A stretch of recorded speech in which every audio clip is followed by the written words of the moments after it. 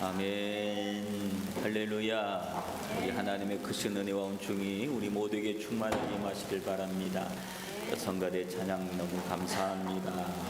내가 반드시 내가 너를 축복하리라고 하는 제목이 얼마나 새해부터 힘을 주는지 모릅니다. 우리 옆에 있는 분하고 인사 한번 합시다. 새해 복 많이 받으세요. 할렐루야. 감사합니다. 신년明けましておめでとうございます。 감사합니다. 신년 시작하자마자 일본 땅에서는 참 다이나믹하게 한 해가 출발을 했습니다. 노도반도에서 일어난 지진으로 인해서 온 국민이 너무 놀랐고 벌써 사망자가 120명이 훌쩍 뛰어넘고 있는 이런 상황들을 맞이하면서 참 이 땅을 위해서 우리가 기도해야 되겠다 그런 생각을 하기도 합니다. 그날 NHK 아나운서가 방송하는 내용을 혹시 들으셨습니까? 막 긴급하게 막 빨리 피난하라고 3.11 대지진을 잊었냐고 하는 막 방송을 날카롭게 하는데 그 날카로운 방송 제가 일본에 30년 넘게 사는데 그런 방송, 그런 아나운서는 처음 들었어요. 얼마나 막 사람을 긴장하게 만드는지. 그래서 그 이야기를 듣자마자 이제 그 총회에서 책임을 지고 있다 보니까 총회 교회들이 자꾸 생각이 나는 거예요. 그래서 그 지역에 우리 교회들이 없나 살펴보다 보니까 제일 가까운 데 있는 데가 니가타 교회가 제일 가까운 데 있어서 전화를 해서 어떠냐 물어봤더니 막 난리가 났다 그랬더라고요. 막 이게 교회 살림들이 다 떨어지고 막 건물 집기들 이런 것들이 다 넘어지고 다 깨지고 막 그래서 본인은 지금 피난소에 와 있다고 하는 그런 이야기를 듣고 다른 지역은 또 전화를 해봤더니 다른 지역은 또 별다른 피해 없다 그래서 참 다행이다 싶어서 그 다음에 이제 일본 기독교단 교회들, 일본 그리스도 교회들 또 이래저래 소식을 듣더니 일본 그리스도 교회는 그쪽 지역에 교회가 없어서 그런 소식은 없지만 일본 기독교단의 교회는 그 지역에 교회가 있어서 아마 큰 피해가 있다고 하는 그런 이야기를 들어서 뿐만 아니라 그 교회가 그곳에 있고 없고의 문제가 아니라 그 지역에 큰 이 희생을 당하고 그런 분들이 있어서 아마 총회 차원에서도 그 지역을 향한 모금 활동이 조금 시작되지 않을까 그런 생각을 해보기도 합니다. 그 일이 끝나자마자 그 다음 날 일어난 하네다 공항에서 또 어처구니 없는 항공기하고 또 해안보안청 비행기가 추돌하는 어처구니 없는 사건이 또 터져서 막 비행기가 전소되고 다행히 민간인 피해는 없었지만 또 이 보안청에 있었던 대원들 5명이 숨지는 이런 안타까운 일들이 일어났습니다. 그리고 그 다음 날부터 계속 일어난 묻지마 막 이 살인 사건들 막 이런 것들이 계속해서 들리니까 야 이게 일본 올해 괜찮겠나 싶은 그런 불안한 생각도 들고 왜 이렇게 새해가 출발하나 그런 생각이 들면서 더불어서 같이 생각나는 것은 하나님께서 우리에게 주는 강력한 메시지가 아닌가 그런 메시지를 생각하게 됩니다. 그와 더불어서 드는 생각은 예수 잘 믿어야 되겠다. 우리 예수 잘 믿어야 되겠다. 그런 생각이 참 많이 들었습니다. 여러분 올 한 해 동안 우리 정신 차려서 예수님 잘 믿읍시다. 하나님 열심히 잘 믿읍시다.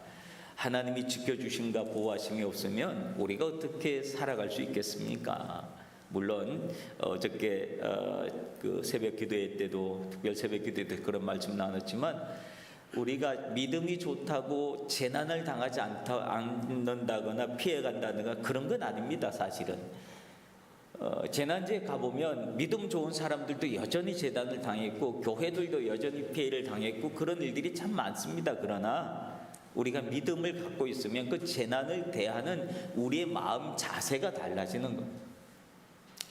어떤 사람은 똑같은 재난을 당했는데 그 재난으로 해서 망하는 사람이 있는가 하면 어떤 사람은 그 재난 속에서 다시 일어나는 사람들도 있습니다. 신앙의 힘은 다시 일어날 힘을 우리에게 주는 것인 줄로 믿습니다.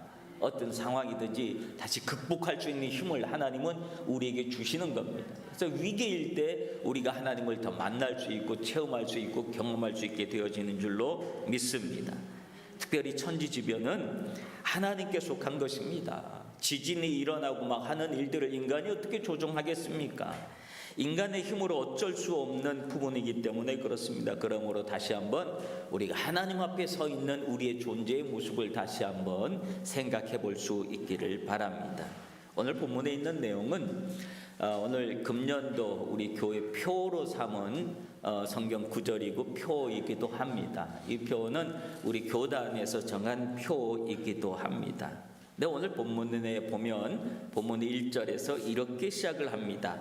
나의 종 야곱, 내가 택한 이스라엘아 이제 들으라 라고 합니다. 야곱은 누구고 이스라엘은 누굽니까? 다른 사람인가요? 그렇지 않죠? 동일 인물이죠. 하나님은 야곱을 부르는데 한 번은 야곱으로 부르고 한 번은 이스라엘로 부릅니다. 그럼 야곱은 누구고 이스라엘은 누구입니까? 야곱은 쉽게 얘기하면 변화받기 이전의 그의 모습입니다.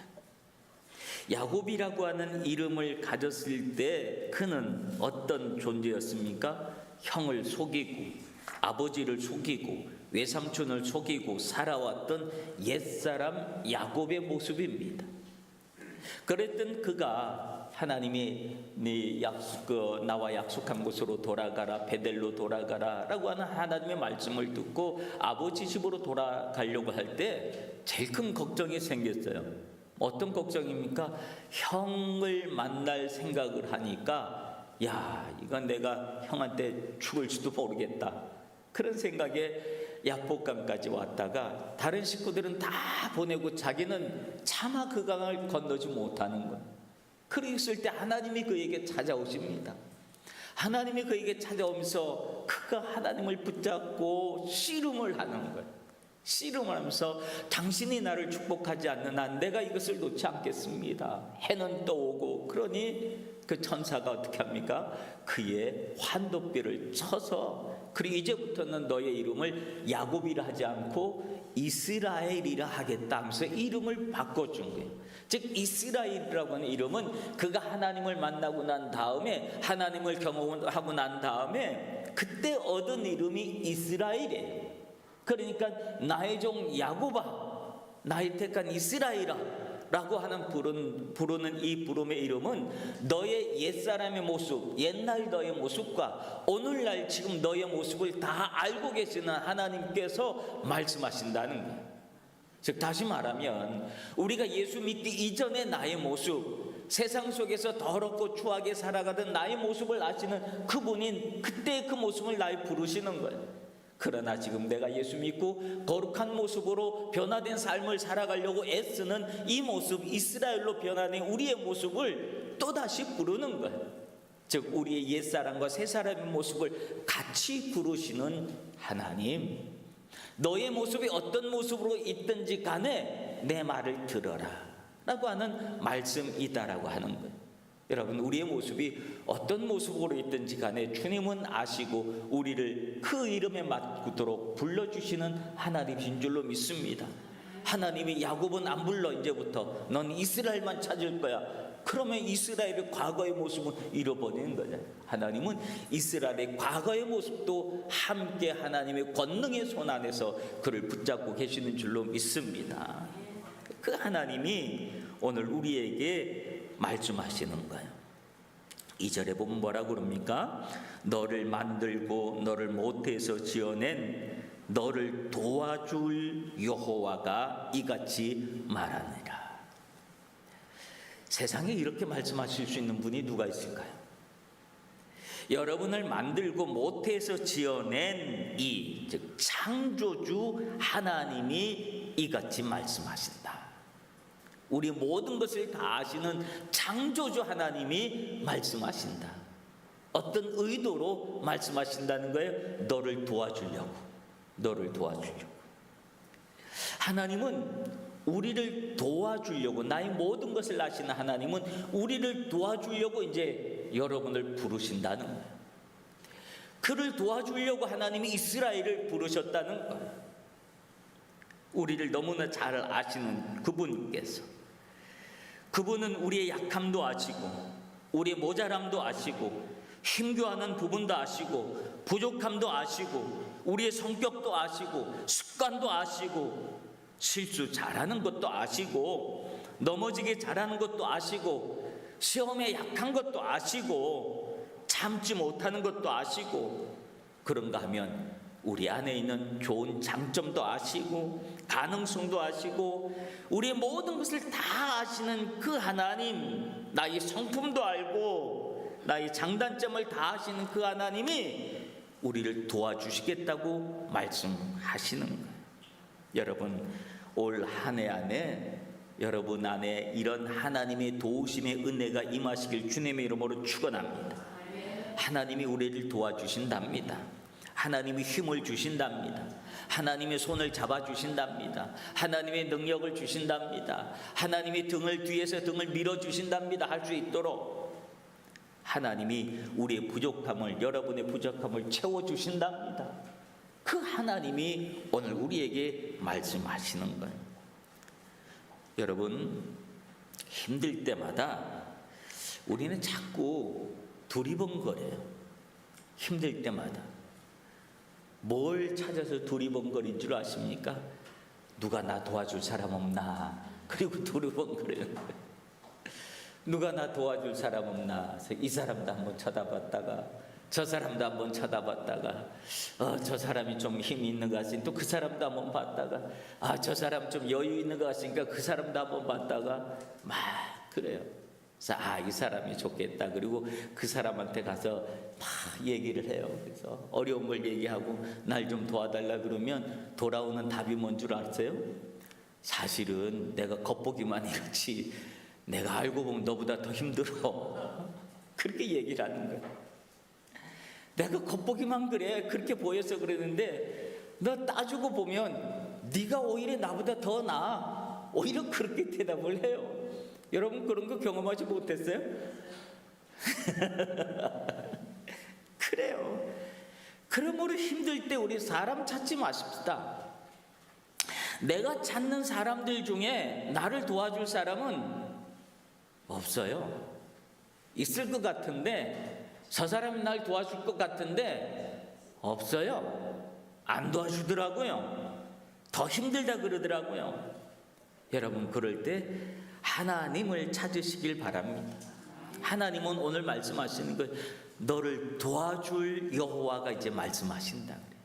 하나님이 이미 우리에게 무엇이 필요한지를 아시고 너를 도와주려고 하나님은 이미 준비를 하고 계신다라고 하는 거예요. 그러므로 여러분의 필요한 것들을 하나님 앞에 와서 엎드려 기도하시길 바랍니다. 사람 쳐다보면 다가오는 건 실망밖에 없고요. 그리고 시험만 들어요. 또 미움이 또 그 안에 또 끼어들죠. 그래서 사람 미워하고 막 그래요. 내가 그 말을 안 했으면 미워하진 않았을 건데 그 말을 했다가 미움까지도 얻게 돼요. 금년도 하나님의 말씀을 저도 하나 받았어요.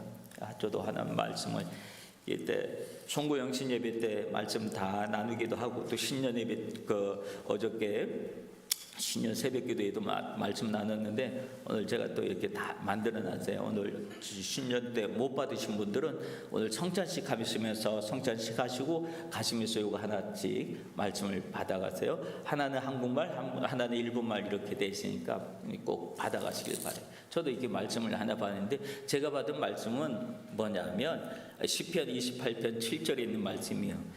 제가 좀 안경 떠야지 뭐 이제 여호와는 나의 힘과 나의 방패이시니 내 마음이 그를 의지하여 도움을 얻었도다. 그러므로 내 마음이 크게 기뻐하며 내 노래로 그를 찬송하리로다. 이 말씀이 제가 받은 말씀이에요. 이 말씀 듣고 얼마나 힘이 났는지 몰라요. 얼마나 감사했는지 몰라요. 여호와는 나의 힘과 나의 방패가 되신다. 그래서 내 마음이 그를 의지하고 도움을 얻었도다. 여러분, 하나님이 우리의 힘과 방패가 되어주신 줄로 믿습니다. 그래서 저 혼자 기도하면서, 새벽마다 기도하면서 기도 전에 이걸 또 한 두 번, 세 번째 막 읽어요. 그리고 기도를 막 하고, 그 다음에 기도 끝날 때 이걸 또다시 이렇게 그리고 또 한 번 또 암송하고, 그리고 이제 또 기도를 마치고 그래요. 여러분도 오늘 받은 말씀, 새 받은 말씀들 다 있으니까 오늘 이거 이따 가져가셔서 꼭 가지고 기도하실 때 이걸 들고 기도하세요. 들고 기도하셔서 들고 그 말씀을 기도 전에 한 두 번, 세 번 이렇게 막 암송을 하세요. 그러면 그 말씀이 여러분 안에 들어오는 줄로 믿습니다. 그 말씀이 여러분에게 새로운 힘과 능력을 주시는 줄로 믿습니다. 여러분, 하나님이 우리를 도와주실 때는 대가를 바라고 도와주시는 것 아니라는 거예요. 사람은요, 누구에게 뭘 도와주면 대가를 바랍니다. 반드시 대가를 바랍니다. 내가 너한테 이렇게 해줬으니까 다음에 너 어떻게 해야지 때, 그렇게 대가를 반드시 바란다니까요. 하나님은 우리에게 대가를 바라고 주시는 분이 아니에요. 왜? 부모가 자식에게 주는 거기 때문에 그래요. 부모는 자식에게 대가를 바라고 주지 않습니다. 그냥 주는 거예요. 하나님은 우리의 아버지이시기 때문에 그의 자녀된 우리에게 그냥 주시는 분이신 줄로 믿습니다. 그냥 도와주시는 거예요. 그런데 자녀된 이들이 부모의 도움을 철없을 때는 그냥 아이고 놔줘라 그러고 끝나지만, 자녀가 철이 들면 어때요? 아이고 부모의 고마움도 알고 어떻게 쓰는지 보답하려고 애를 쓰잖아요. 철이 들면. 우리도 신앙에 철이 들면 하나님 은혜가 너무 고마워서 어떻게 쓰든 내가 하나님한테 영광을 돌리려고 애를 쓰고 하는 것이 우리 안에 나오게 되는 줄로 믿습니다. 하나님은 그 모습을 발견하면 기뻐하시는 거예요. 즐거워하시는 거예요. 아유 그래 이제 네가 철이 들었구나. 그리고 하나님이 철든 자녀를 보면 얼마나 기분이 좋아요. 보람도 느끼고 그런 것 아니겠습니까? 우리가 영적으로 철이 들면 하나님이 우리를 얼마나 기뻐하시겠나, 그런 생각을 하게 됩니다. 하나님은 우리를 도와주신다고 하셨는데, 오늘 말씀에 보면 무엇을 도와주신다고 말씀했냐면 3절 말씀에 보면 그래요. 나는 목마른 자에게 물을 주며 메마른 땅에 시내가 흐르게 하며 나의 영을 내 자손에게 나의 복을 내 후손에게 부어주리니. 이게 하나님의 도우심의 내용입니다.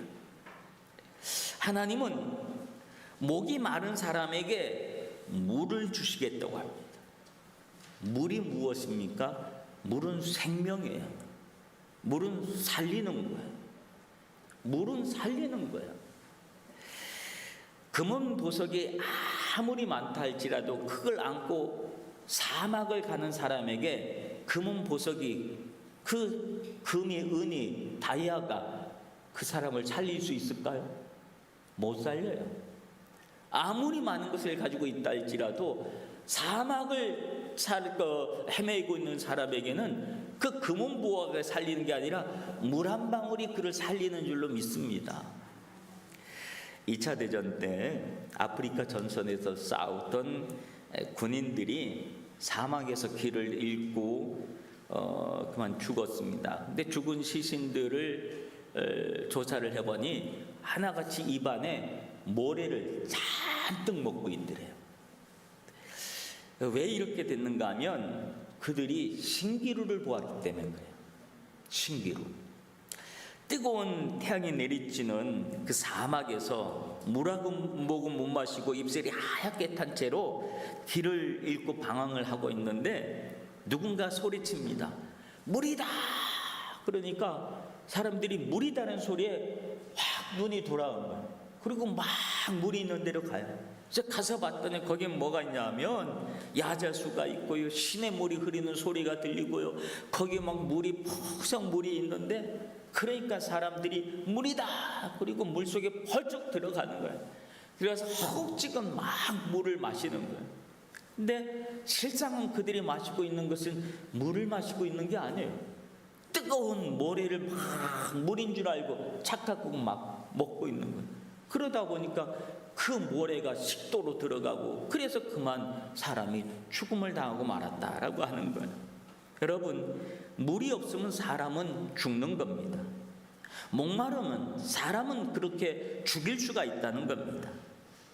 그런데 그 목마른 땅에 시내를 흐르게 하겠다라고 하는 것이 주님께서 약속해 주신 말씀인 줄로 믿습니다. 비가 오지 않아서 온 땅이 바싹 말라서 쩍쩍 갈라진 곳에 물 한 방울은, 비 한 방울은 농부에게 얼마나 희망이고 생명이고 그럴까요? 그 비 한 줄기가 천금보다도 더 귀한 걸 겁니다. 여러분, 인생은 물 없으면 살아갈 수가 없는 거예요. 이런 목마름만 있는 거 아니라 우리 인생을 살다 보면 또 다른 목마름들이 있지요. 사업을 하는 사람들은 자금줄에 목말랐다, 자금줄이 목말랐다, 말랐다 라고 하는 그런 말을 쓰기도 합니다. 사업을 하는 사람, 가게를 하는 사람들은 손님이 없어서 손님이 말랐어 라고 말을 하기도 하고, 돈 때문에 힘겨운 사람은 지갑이, 주머니가 말랐다라고 말을 하기도 하고 합니다. 여러분, 없다는 것하고 말랐다는 것하고는 느낌이 다르잖아요. 그 강도가 다르잖아요. 말랐다는 건 바싹 마른 거예요. 더 이상 어떻게 뭐가 희망을 찾지 못하는 것은 마른 거예요. 이런 마름이 또 있고요. 또 다른 마름은 어떤 마름이 있냐면 영적인 메마름이 또 하나 있습니다.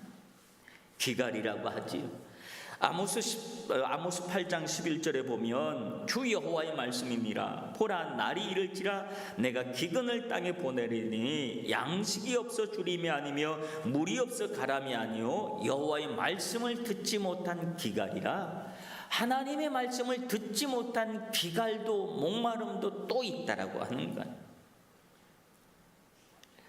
그런데 이런 목마름에 대해서 오늘 성경은 뭐라고 얘기합니까? 목마른 자에게 물을 주며 마른 땅에 시내가 흐르게 하며 나의 영을 내 자손에게, 나의 복을 내 후손에게 부어주리라. 이게 주님의 약속하신 말씀입니다. 이사야서 43장 20절에도 내가 광야의 물을, 사막의 강들을 내어 내 백성 나의 택한 자들에게 마시게 할 것이다 라고 말씀하십니다.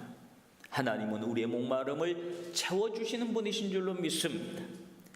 요한복음 4장에 보면 예수님께서 사마리아 여인과 대화를 나누는 그런 내용이 나옵니다. 그 대화 내용 속에 내가 만일 하나님의 선물과 또 내게 물 좀 달라 하는 이가 누구인 줄 알았다면 내가 그에게 구하였을 것이요 그가 생수를 내게 주었으리라. 이 물을 마시는 자마다 다시 목마르려니와 내가 주는 물을 마시는 자는 영원히 목마르지 아니하리니 내가 주는 물은 그 속에서 영생하도록 솟아나는 샘물이 되리라. 우리 예수님이 이렇게 말씀하여 주신 줄로 믿습니다. 진리에 대한 목마름을 가지고 있었던 그 여인에게 주님은 영원히 목마르지 않는 생수를 주시겠다고 약속해 주셨습니다. 여러분, 우리 영적 목마름의 영적 기갈을 해결해 주시는 주님의 말씀을 기억하시길 바랍니다. 우리 주님은 우리가 영원히 목마르지 않도록 우리에게 생수를 주시는 분이신 줄로 믿습니다.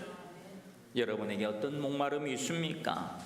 여러분의 주머니와 지갑이 메마른 사람이 있습니까? 사업이 어려워서 메마른 사람이 있습니까? 어떤 이들은 인간관계가 어려워서 메마른 사람이 있습니까? 아니면 진리에 대한 목마름으로 인한 갈증을 가지고 있는 분들이 있습니까? 다 주님께 나오시길 바랍니다.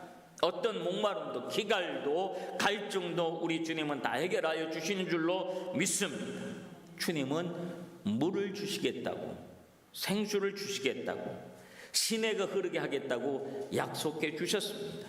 그리고 또 무엇을 주시겠다고 약속해 주셨습니까? 나의 영을 내 후손에게, 나의 복을 나의 영을 내 자손에게, 나의 복을 내 후손에게 부어주겠다 말씀하십니다. 부모된 자들은 자식 잘 되기를 바라는 게 언제나 갖는 마음 아니겠습니까? 내가 자식을 위해서 산다고 부모들은 늘 그렇게 얘기하잖아요.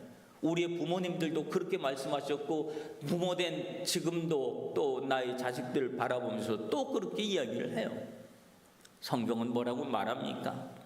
나의 영을 내 자녀에게 부어주겠다.